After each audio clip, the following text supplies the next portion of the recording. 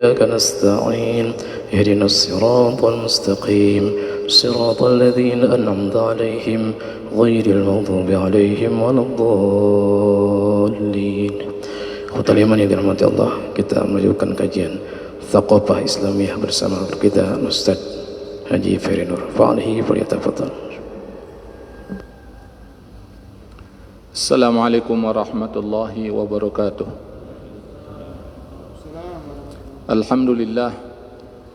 Alhamdulillahilladzi arsala rasulahu bil huda wa dinil haqq liyuthirahu 'ala ad-dini kullih wa kafa billahi shahida. Ashhadu an la ilaha illallah wa ashhadu anna Muhammadan 'abduhu wa rasuluhu la nabiyya ba'dah. Allahumma salli wa sallim ala nabiyyina Muhammad wa ala alihi wa sahbihi wa ansarihi wa junudihi wa man jahada fi sabilillahi la yaumil qiyamah. Amma ba'du, fa ya ibadallah usikum wa iyaya bitaqwallah faqad fazal muttaqun. Qala Allah ta'ala fil Qur'anil Karim, ya ayyuhalladzina amanu ittaqullaha haqqa tuqatih wa la tamutunna illa wa antum muslimun. Wa qala aidan subhanalladzi asra bi'abdihi lailan minal masjidil haram ilal masjidil aqsa alladzi barakna hawlahu linuriyahu min ayatina innahu huwas sami'ul basir. Wa qala Rasulullah sallallahu alaihi wasallam khairukum man ta'allamal Qur'ana wa 'allamah. Sadaqallahu wa sadaqa Rasulullah sallallahu alaihi wasallam. Jamaah Masjid Az-Zikra Sentul yang dimuliakan oleh Allah Subhanahu wa taala, bapak-bapak, ibu-ibu, hadirin hadirat serta para pendengar dimanapun Anda mengikuti acara halaqah subuh pada saat ini yang saya hormati, marilah kita mendoakan orang tua kita, mudah-mudahan Allah ampuni segala dosa dan kesalahannya. Kita doakan kakek dan nenek kita, kakak dan adik kita, paman dan bibi kita, saudara-saudara kita. Mudah-mudahan Allah ampuni segala dosa dan kesalahannya. Allah terima segala amal ibadahnya. Khususnya guru kita, murabbi kita, Al-Ustaz Muhammad Arifin Ilham. Mudah-mudahan Allah ampuni segala dosa dan kesalahannya. Allah terima segala amal ibadahnya. Allah lampahkan kuburnya. Allah jadikan kuburnya sebagai radhah min riyadil jannah, dan Allah masukkan ke dalam surga tanpa hisab. Dan Allah berkahi keluarganya, anak keturunannya, dan anak keturunannya dapat melanjutkan perjuangan beliau dalam zikir, dalam dakwah, dalam harakah. Tak lupa pula kita doakan saudara-saudara kita yang saat ini sedang sakit. Mudah-mudahan Allah angkat penyakitnya, Allah sehatkan badannya, Allah panjangkan umurnya, khususnya mereka yang terpapar COVID-19. Yang terlilit hutang, mudah-mudahan Allah berikan kemampuan untuk melunasi hutang-hutangnya dengan segera. Yang belum dapatkan jodoh, mudah-mudahan Allah segerakan jodohnya. Allah berikan pasangan yang beriman lagi bertakwa, Allah antarkan dalam kehidupan berumah tangga menuju keluarga sakinah mawaddah warahmah. Yang belum dapatkan keturunan, mudah-mudahan Allah berikan keturunan anak-anak yang soleh dan solehah, yang berbakti kepada kedua orang tua, taat melaksanakan perintah Allah, dan generasi akan membebaskan Baitul Maqdis. Pada pertemuan kali ini kita akan melanjutkan bahasan perjalanan Rasulullah SAW dalam peristiwa Isra wal Mi'raj. Pada pertemuan sebelum ini kita sudah bahas perjalanan Rasulullah SAW dari Mekah menuju Masjidil Aqsa. Yang Anda lihat di layar lebar adalah kompleks Masjidil Aqsa. Ini kompleks Masjidil Aqsa. Semua yang berada di tempat ini disebut adalah Masjidil Aqsa. Di dalam kompleks Masjidil Aqsa ada tempat-tempat yang bersejarah, tempat-tempat yang penting, yaitu Qubatus Sakhrah. Ini Qubatus Sakhrah, yang di dalam kubah emas ini ada batu tempat berpijaknya Rasulullah SAW dalam perjalanan ke langit. Jadi Rasulullah SAW pergi ke langit itu dari Qubatus Sakhrah. Nah, nanti kita akan lihat batu yang berada di dalam bangunan ini. Nah, kemudian ada Masjid Kibli. Ini tempat kaum muslimin melakukan sholat Jumat dan imam mihrabnya di sini. Ya, Masjid Kibli. Dan masjid ini yang pernah dibakar oleh ekstremis Yahudi sehingga mimbar Salahuddin Al-Ayyubi hangus terbakar. Kemudian plafonnya juga hangus terbakar, tiang-tiangnya juga terbakar. Itulah upaya mereka untuk menghancurkan Masjidil Aqsa. Nah, kemudian ada Babur Rahmah di sini, Babur Rahmah, yang beberapa bulan yang lalu pintunya itu dapat dibuka oleh kaum muslimin setelah sekian tahun ditutup. Nah, kemudian ini tembok ratapan menurut orang-orang Yahudi. Kalau menurut kaum muslimin ini adalah tembok buraq, di mana Rasulullah SAW dalam peristiwa Isra wal Mi'raj menambatkan, mengikatkan tali kekang buraq itu di sini. Ya, buraq itu di sini letakkan. Nah, tempat ini sudah diambil alih oleh Zionis Yahudi ketika mereka menguasai Yerusalem, menguasai Baitul Maqdis, menguasai kota suci Al-Quds tahun 67. Dan bangunan-bangunan yang ada di tempat ini yang sebelumnya adalah asrama pasukan Salahuddin Al-Ayyubi dari Afrika Utara, itu diluluh lantakkan, diratakan dengan tanah, kemudian dialihfungsikan menjadi tempat peribadatan mereka. Nah, ini dia. Ini tembok buraq, ya, pada tahun 67, ya, ketika Zionis Israel menguasai Yerusalem, Baitul Maqdis, kota suci Al-Quds, itu diratakan oleh mereka. Sebelumnya ini bangunan, ya, ada rumah penduduk dan juga asrama pasukan Salahuddin Al-Ayyubi. Ini sudah dialihfungsikan jadi tempat peribadatan mereka. Jadi tempat peribadatan Zionis Yahudi itu berada di tanah wakaf kaum muslimin. Oleh karena itu kaum muslimin yang mengetahui kisah ini, mengetahui sejarah ini, dia bertanggung jawab untuk membebaskannya. Jadi pembebasan Baitul Maqdis bukan hanya kewajiban orang Palestina, tapi kewajiban kaum muslimin, kewajiban umat Nabi Muhammad SAW dimanapun mereka berada, termasuk yang di Sentul, termasuk yang di Indonesia. Karena ini masjid kita, masjid kaum muslimin. Ya. Nah, jamaah yang dimuliakan oleh Allah Subhanahu wa taala, ini Qubatus Sakhrah. Ya. Ini gambar dari sisi yang lain. Ini Qubatus Sakhrah, ini Masjid Kibli. Ini kita perdekatkan.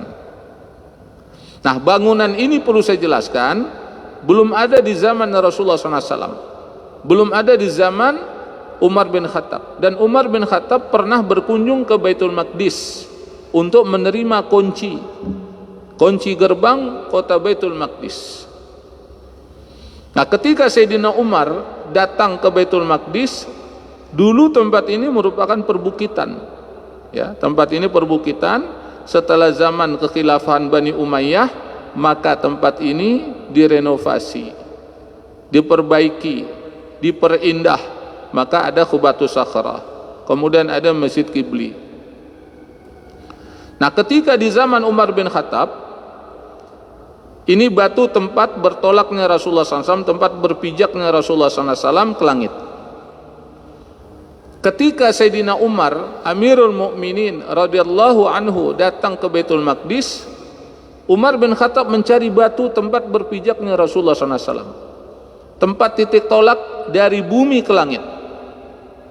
Nah, orang-orang Yahudi, orang-orang Nasrani berupaya untuk menutupi. Umar mencari karena sudah mendapatkan informasi.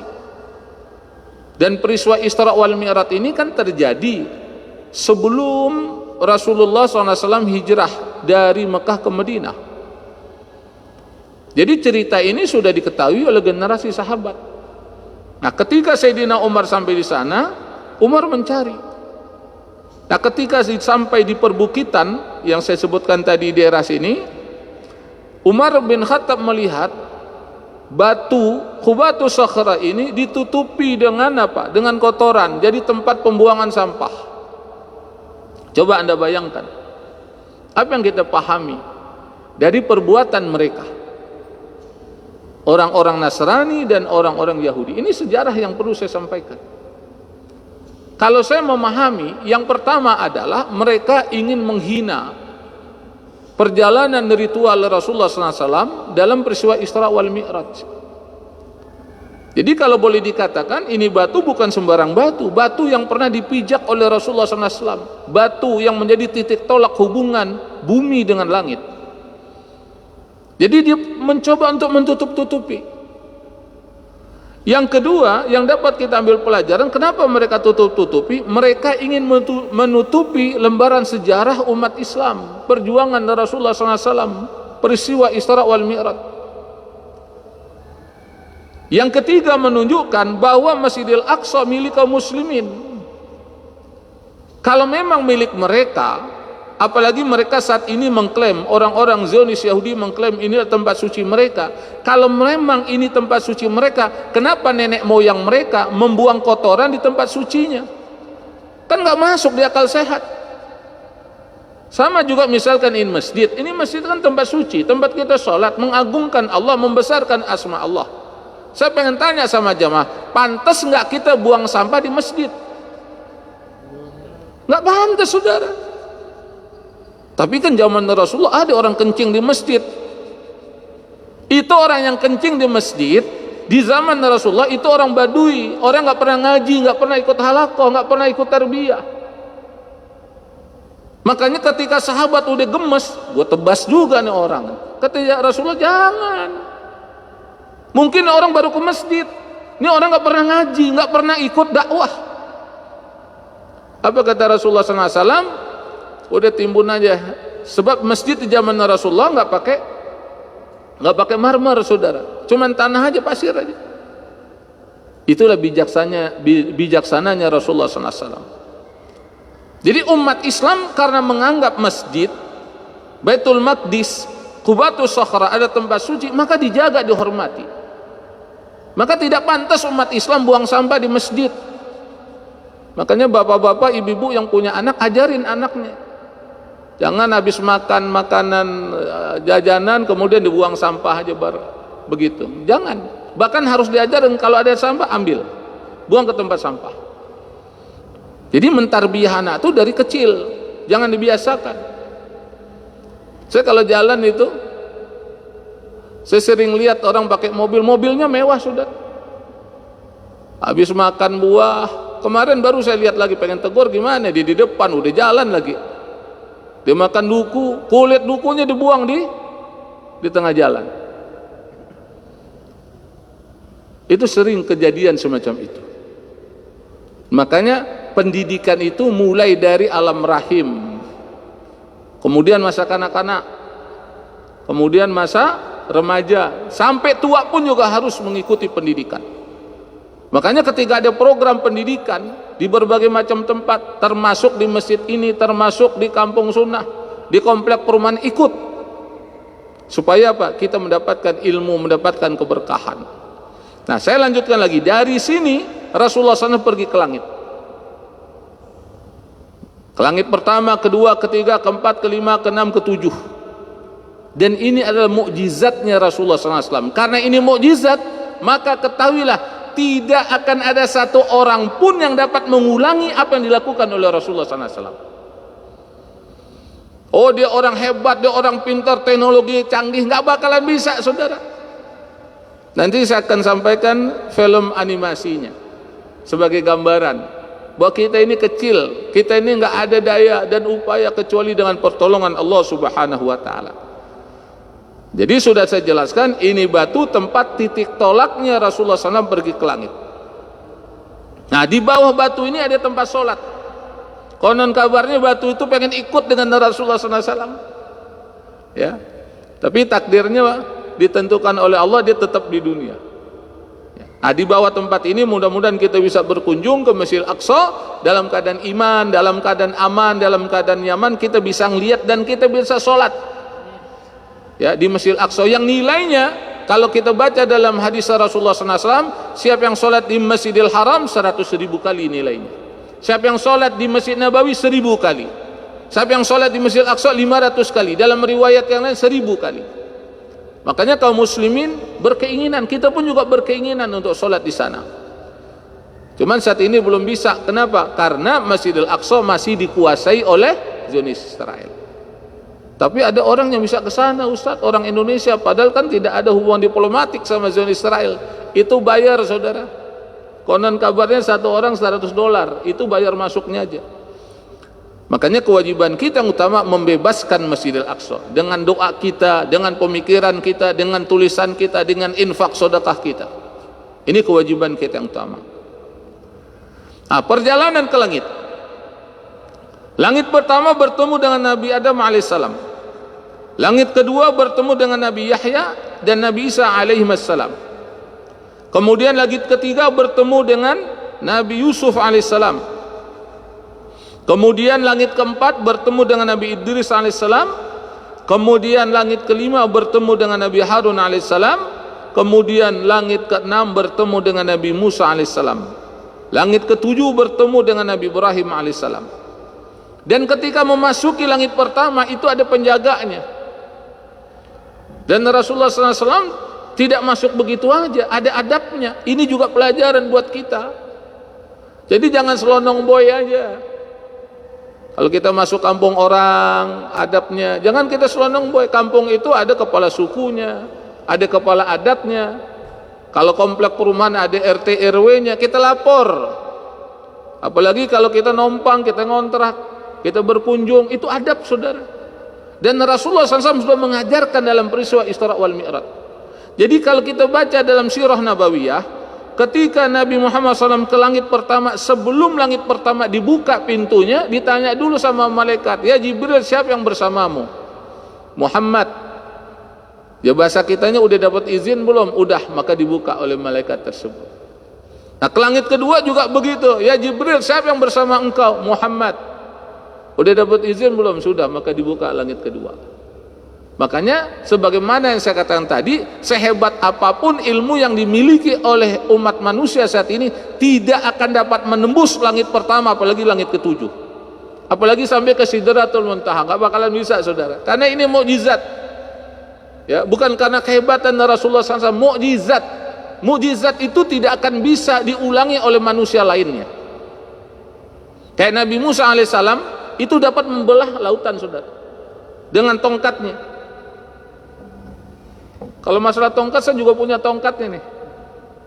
Ya, kalau sekedar membelah lautan nggak bisa. Tapi kalau sekedar memukul lautan, ini tongkat bisa. Tapi lautan nggak bakaran bisa kebelah. Kenapa? Karena ilmu saya nggak sampai. Ya, saya itu bukan Nabi Musa alaihissalam. Kalau Nabi Musa diginiin ya belah tuh lautan. Jadi mukjizat Nabi itu tidak akan bisa diulang oleh manusia lainnya. Ini harus kita pahami. Ya. Makanya nggak ada yang harus kita yakini dengan nabi palsu. Kita nggak boleh percaya dengan nabi palsu. Nggak ada nabi setelah Nabi Muhammad SAW. Kalau ada bilang, oh dia hebat nih, dia nabi, dia nggak ada. Itu dusta, al-kazab. Di zaman sahabat, zaman Nabi ada juga orang mengaku sebagai nabi. Apalagi zaman sekarang orang-orang ngaku nabi. Makanya kita tidak boleh mengakui nabi setelah Nabi Muhammad SAW. Ini akidah, ya, ini prinsip dalam kehidupan kita. Apa yang dapat kita pelajari? Kenapa kok mampir dulu ke langit pertama, kedua, ketiga, bertemu dengan para nabi terdahulu? Ini juga pelajaran bagi kita. Kalau kita ingin naik status kita, derajat kita, keutamaan kita, keagungan kita, kesuksesan kita, jangan lupakan orang-orang yang telah berjuang terdahulu. Ini menunjukkan ketawaduan diajarkan oleh Allah Subhanahu wa taala. Nabi Muhammad SAW tidak sombong, dia tawadu. Sebab ada juga orang ketika akan bertemu dengan orang besar, orang hebat, bertemu dengan orang agung, bertemu dengan raja, bertemu dengan menteri, bertemu dengan presiden, bertemu dengan orang-orang hebat, biasa yang lain ditinggalin, nggak mau dia untuk sowan, nggak mau dia untuk bertemu dengan orang-orang yang telah berdahulu dalam berjuang. Nah, Nabi Muhammad SAW mengajarkan kita jangan begitu. Allah Subhanahu wa taala mentarbiyah Nabi Muhammad SAW bertemu dengan Nabi Adam. Siapa Nabi Adam alaihissalam? Nabi Adam alaihissalam adalah bapaknya para manusia. Makanya kita disebut Bani Adam. Kita anak keturunan Nabi Adam alaihissalam. Nabi Adam nabi yang pertama. Nah, Nabi Muhammad SAW sebelum bertemu dengan Allah, bertemu dengan Nabi Adam alaihissalam, bertemu dengan Nabi Yahya. Siapa Nabi Yahya? Nabi yang telah berjuang, bahkan Nabi yang dibunuh oleh orang-orang Yahudi. Di antaranya adalah Nabi Yahya alaihissalam. Nabi Yahya alaihissalam ini anak dari Nabi Zakaria. Nabi Zakaria juga dibunuh, Nabi Yahya juga dibunuh, Sam'un juga disiksa. Ada yang mengatakan dia waliullah, ada yang mengatakan dia nabi. Itulah perjuangan umat terdahulu, itulah perjuangan para nabi dan rasul, itulah perjuangan pejuang-pejuang terdahulu. Nabi Isa alaihissalam, siapa Nabi Isa alaihissalam? Nabi yang ke-24 yang wajib diketahui oleh kaum muslimin, yang dikejar, diburu, pengen dibunuh, tapi diselamatkan oleh Allah Subhanahu wa ta'ala dalam keyakinan kaum muslimin. Jadi ini perlu saya jelaskan juga. Jadi Nabi Isa alaihissalam diselamatkan oleh Allah Subhanahu wa ta'ala. Itu bertemu dengan Rasulullah SAW. Kemudian bertemu dengan Nabi Yusuf alaihissalam, Nabi Yusuf alaihissalam yang digandrungi oleh para wanita. Karena apa? Karena penampilan Nabi Yusuf alaihissalam ganteng, gagah dia, yang setiap wanita melihat Nabi Yusuf alaihissalam, kalau kata orang Betawi bilang kesensem dia, ya, terpesona, ya. Bahkan dalam riwayat dikatakan itu sampai tangannya dipotong, dikasih buah, dikasih pisau, ya. Harusnya buahnya yang dipotong, kulit yang dikupasin, tangannya ditambah, Yusuf, tambah ditanya tangannya begini aja nih. Itulah, ya, keindahan dari Nabi Yusuf alaihissalam. Nabi Muhammad SAW ketemu dengan Nabi Yusuf alaihissalam. Nabi Idris alaihissalam juga ketemu. Nabi Harun alaihissalam mendampingi dakwah Nabi Musa alaihissalam. Kemudian bertemu dengan Nabi Musa alaihissalam. Kemudian bertemu dengan Nabi Ibrahim alaihissalam di langit yang ketujuh. Nah, ada yang menarik dalam riwayat yang saya baca, dalam hadis, dalam sirah nabawiyah, Rasulullah SAW berdialog dengan Nabi Musa alaihissalam. Kalau Nabi yang lain cuma ngelihat, ya, bertemu. Nah, dengan Nabi Musa alaihissalam terjadi dialog, dan Nabi Musa alaihissalam mengingatkan Nabi Muhammad SAW. Ya, kalau bahasa agak tegasnya menegur Nabi Muhammad SAW. Terjadilah dialog, ya. Kemudian ditanya oleh Nabi Musa alaihissalam, kamu udah ketemu Allah? Apa kata Allah? Saya diwajibkan beserta umatku sholat 50 kali sehari semalam. 50 kali, coba. Kata Nabi Musa alaihissalam, umatmu gak bakalan mampu. Coba minta keringanan. Kalau Nabi Muhammad SAW mampu, tapi Rasulullah SAW tidak memikirkan dirinya sendiri, yang dipikirkan adalah umatnya. Maka kalau jadi pemimpin, contohlah Rasulullah SAW, jangan mikirin diri sendiri. Kalau jadi imam, jangan mikirin diri sendiri. Misalkan dihafal Quran 30 juz, bacanya indah, menarik, merdu, tapi ketika sholat yang dibaca surat Al-Baqarah rakaat pertama, kedua Ali Imran, coba bayangkan. Yang di belakang jamaahnya orang udah manula, udah banyak batuknya, dikit-dikit dengkulnya udah goyang. Ini nggak bijaksana, ya. Nah, maka kita contoh Rasulullah SAW. Diingatkan oleh Nabi Muhammad, umatmu nggak bakalan mampu. Coba minta keringanan.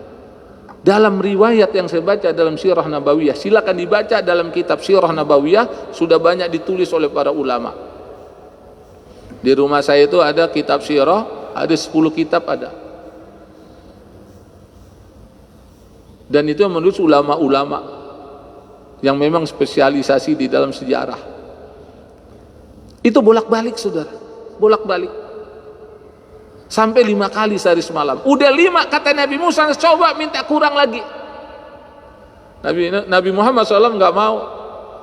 Orang dari 50 menjadi 5, kalau ibarat diskon berapa persen coba? Anda pergi ke pasar, pergi ke mall, paling tinggi diskonnya berapa? 50%. Ditambah lagi diskonnya 70%. Paling tinggi 75%, tambah 5% lagi. Ini sholat dari 50 kali menjadi 5. Makanya orang kalau tahu kisahnya, tahu tentang sirah nabawiyah berkaitan peristiwa Isra wal Mi'raj, dia tidak akan mau untuk mengurangi sholat 5 kali sehari semalam. Saya dengar juga ada orang yang katanya sholat sehari semalam 3 kali. Ketika orang itu bertanya ke saya, dia umat Nabi Muhammad bukan?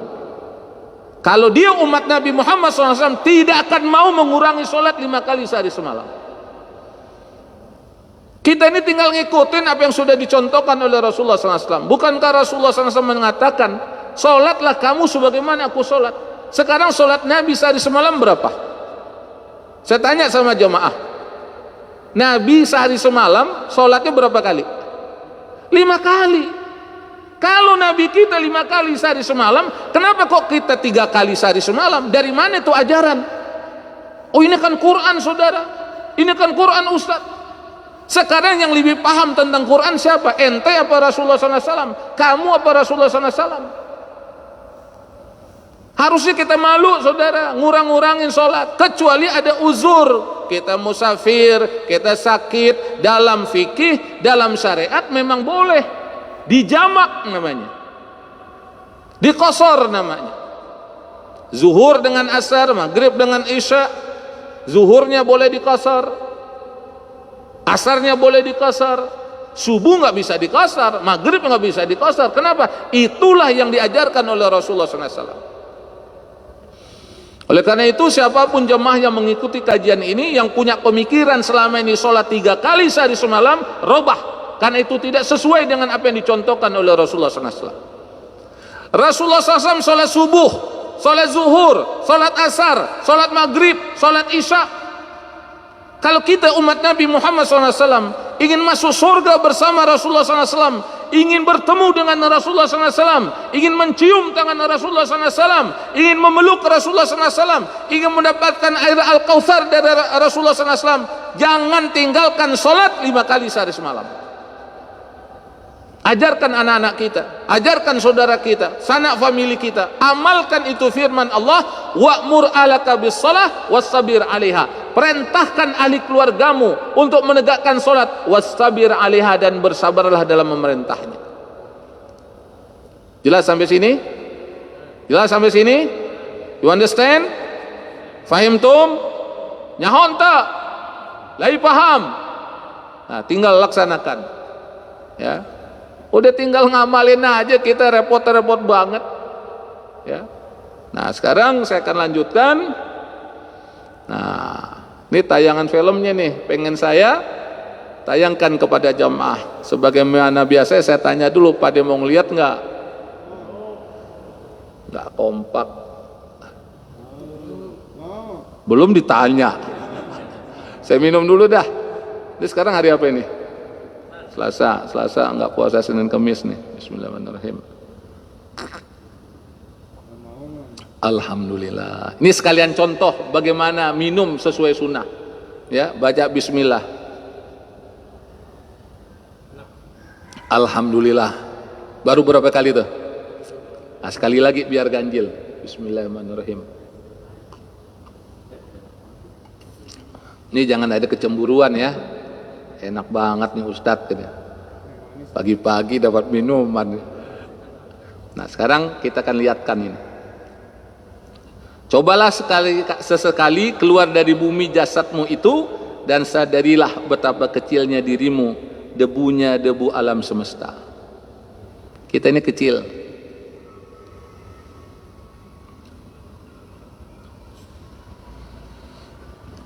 Ini animasi ya. Dengan kemajuan teknologi digambarkan, beginilah kita kalau ke angkasa luar. Ini pergi ke langit dia nih.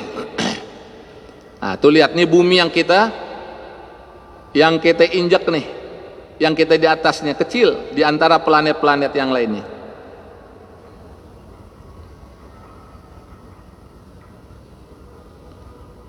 Ini ahli astronomi yang paham nih nama-nama planet ini.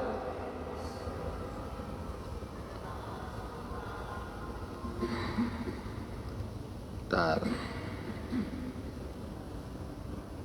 Saya ulangi lagi.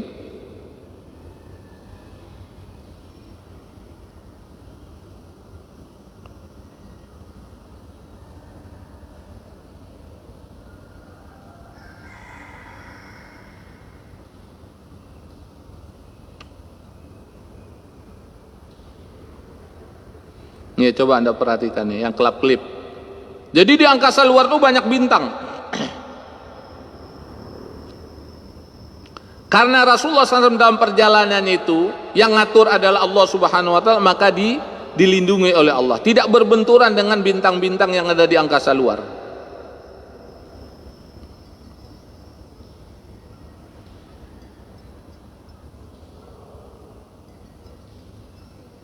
Oh, yang tadi musiknya sebentar. Ini dulu nih. Kita ulangi lagi.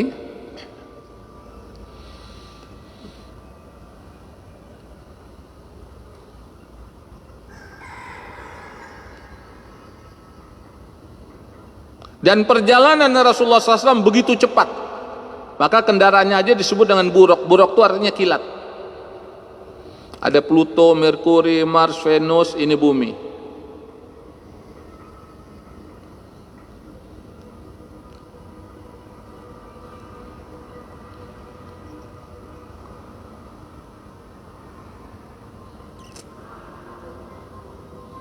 Ada Neptunus, ada Uranus. Ini matahari.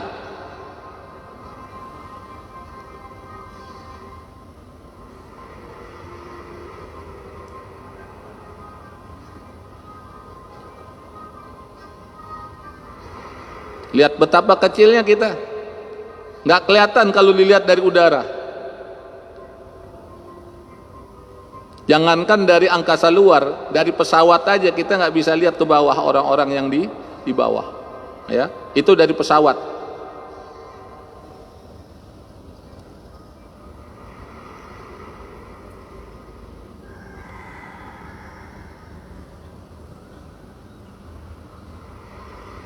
Dan jaraknya itu ribuan kilometer,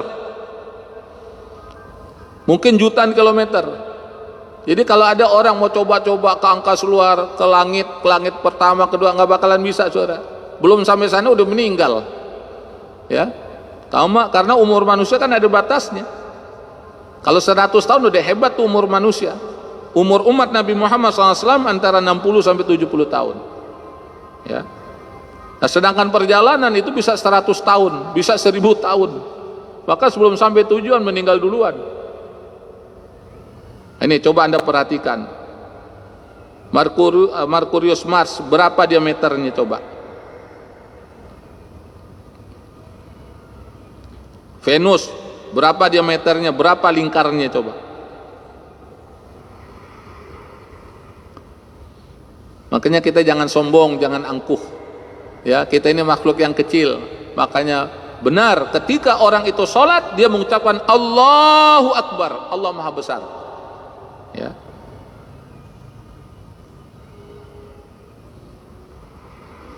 Ini dalam peristiwa Isra wal Mi'raj dilewatin oleh Rasulullah SAW.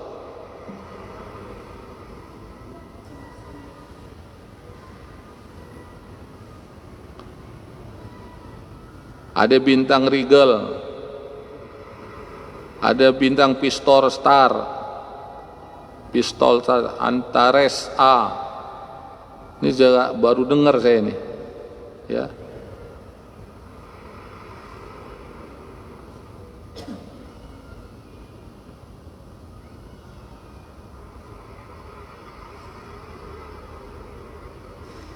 Inilah kekuasaan Allah Subhanahu wa taala. Ukuran bumi coba perhatikan.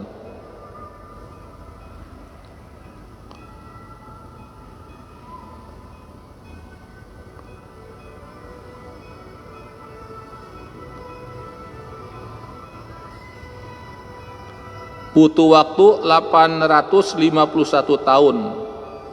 Ya.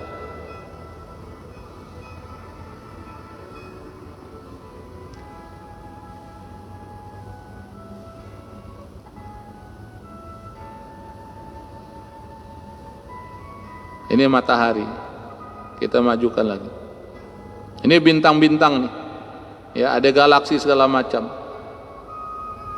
Nah, sekarang kita lanjutkan lagi yang berikutnya.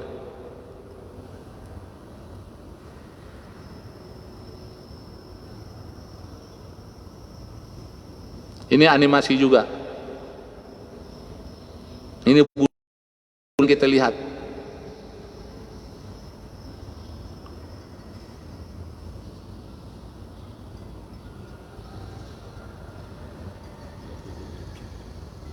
Ini Pluto. Allahu Akbar walillahil hamd. Jadi kita ini kecil, nggak ada apa-apanya saudara. Ya.